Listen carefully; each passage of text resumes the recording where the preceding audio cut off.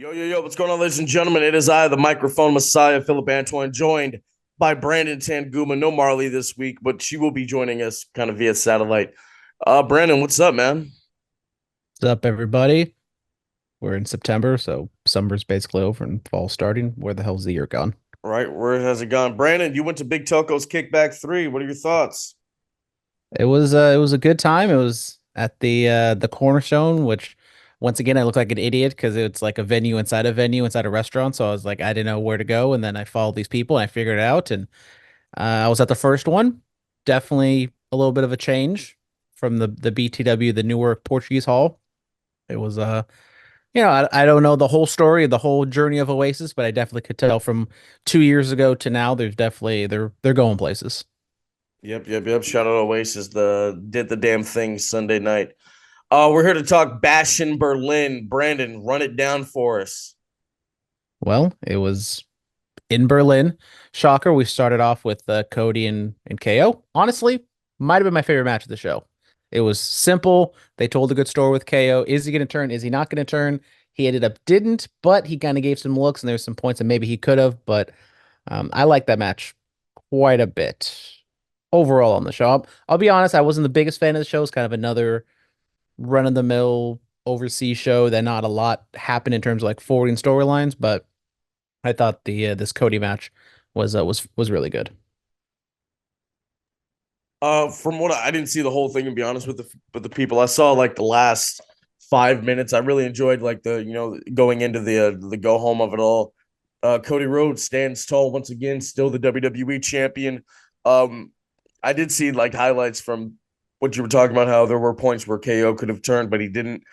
And I think this is all going to lead to the prize fighter version of Kevin Owens coming back. The guy that would do anything to better himself, that where he could put more food on the table for his family. So yeah, I'm interested in seeing where this goes. And but Solo Sikoa said it didn't matter if KO or Cody won, he got next. So we'll see what that element plays into.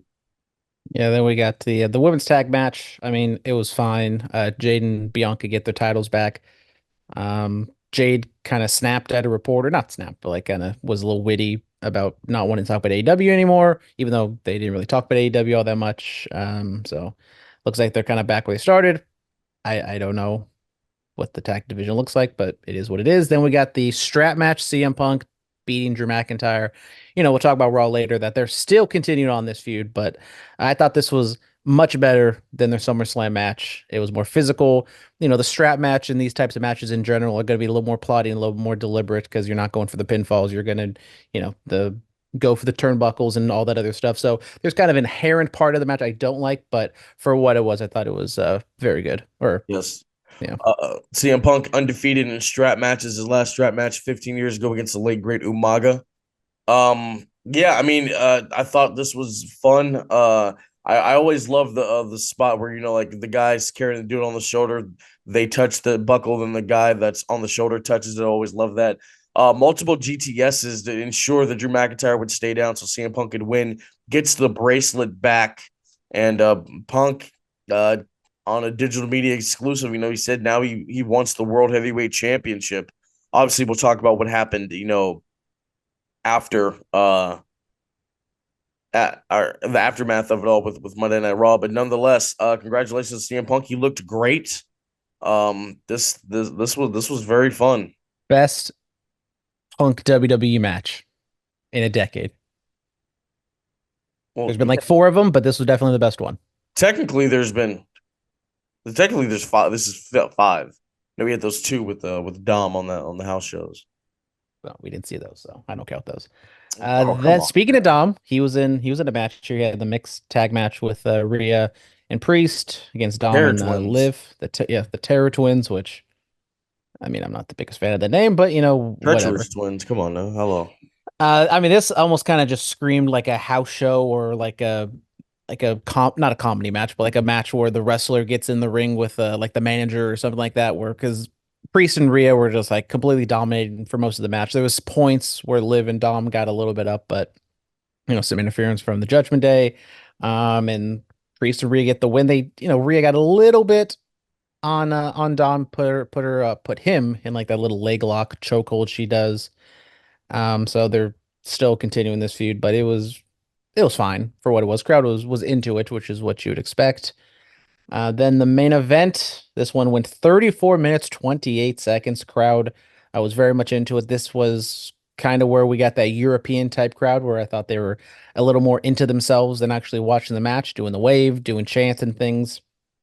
Gunther gets the win via submission or via chokeout, which I like the kind of finish of it where Gunther just kind of like rises up like a sea monster and just like comes back and takes Randy Orton. Randy Yeah. Orton's back again. I did like that finish, but the match overall, I thought it was kind of like a Randy Orton Triple H specialty where it was a little plotting, kind of slow at points. Um, I think people like really like this match, maybe just because it was a long match and the crowd was kind of into it, but it didn't click for me. I was not a fan of this match. Uh, I mean, I enjoy the slow, methodical pace. You know, they say less is best. Um, I mean, it was just two guys going out there. You know, they both work slower paces, so you know that's kind of what clashed here. I did like Randy, trying to get out of the sleeper, and his arms just happened to be in the RKO position. Him dumping Gunther on that announce table multiple times, the big wood all with the steps going through the other table. I thought that was nice.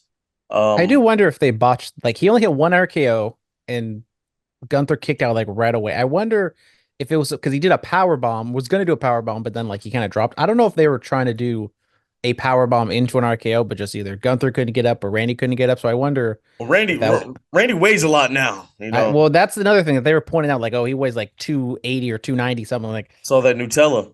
And he, I mean, he kind of looks it. He doesn't like look the best, and I get it. He's older. He can't be Randy Orton, swimmer body anymore. And I think that was another reason why I wasn't a big fan of the match. It seemed like Randy was just kind of slow and he kind of was looking his age. He didn't look the best. So, yeah. I mean, I I mean, what do you want Orton to have like a faster paced match? Is that it? I mean, I think you could have shaved 10 minutes off. You could have shaved 10 minutes off this match. You could have added like another match to the card because I feel like there's so much like downtime. Luckily, I didn't watch this show live. I kind of like sped through it. So a lot of like the BS they normally do, I was able to get through compared to like sitting through those unnecessary commercial TV packages they run sometimes. But yeah, I just Randy doesn't. He looks old. I'm just gonna say it. Randy kind of looks old. And Randall Keith is I mean he's up there in age now, so he's what 44 now. Yeah, yeah. I mean, I don't know what you I don't know what more you want. I mean, if he's gonna be, if this is like his last hurrah and he's just kind of like this is his last main event title match, like okay, fine. But if we are gonna get that like mythical Cody heel turn, a heel turn on Cody, and we're gonna get a title match for that. I kind of wonder if it's, it seems like if they were to do that, it would be kind of a longer term story. So we maybe get a couple matches out of it where I don't think I'm ready for that. Let's see. Let's see. Now I think this is just like the one and done. To kind of the fans wanted to see the rematch given what happened to King of the Ring, so they got it there. Randy will go back to SmackDown and continue whatever he was doing over there. I think that's all it is. Before we give our grades for Bash in Berlin, we will hear from Marley to hear her thoughts. I thought Bash in Berlin was pretty entertaining. It was a pretty quick card, which I like this new formula of WWE doing less is more. There were only 5 matches on the card compared to I feel like if this were a pay-per-view back in late 2000s, early 2010s, there would have been maybe 10 matches on the card, but the less is more formula for WWE is working because it actually opens up that space for stories. I feel like a lot of the stories in WWE right now were there was another chapter etched in the book of all of these stories because you got Cody and Kevin. I enjoyed it. I did personally expect a Kevin Owens heel turn, but I think that not turning Kevin heel is the move because Cody still needs alliances when it comes to the bloodline. So to have Kevin turn heel in the midst of all this, it really would not make sense, and it wouldn't benefit either of them in any way. Bianca and Jade reclaimed the women's tag team titles. I thought it was an alright match. Kind of glad to see them doing stuff with the tag team titles. This is probably the most I've seen the women's tag team titles get any attention since they were introduced. But yeah, no, nice little feud, nice little side story there. Punk and Drew continued their story. I enjoyed their match, and I really enjoyed the spot where Drew had Punk on his shoulders and he was going to tap each turnbuckle. And when he turned around, Punk was tapping the turnbuckles right behind him. So that's a little spot I really enjoyed. And then Punk finally getting his comeuppance and getting his bracelet back. It was a nice little culmination to at least that arc of the story because none of these stories are done. We got Bad Blood and Survivor Series coming up, so we're going to drag all of this stuff out towards then, I'm pretty sure. Terror Twins got one up on the Judgment Day, which I think was the good call because you now have two separate grudge matches that we can go into. You got Dom and Damien, and you got Liv and Rhea. So that was just, basic match, basic tag team match. Really enjoyed. And then Gunther and Orton. Half expected Orton to win, but I also kind of understood that Gunther's going to be holding that belt till WrestleMania, much like Cody. So it was a nice little cap to their story because I think that was probably they're done there. But all in all, I feel like it was a decent show. It was a nice way to spend a Saturday morning, because Sunday was no mercy.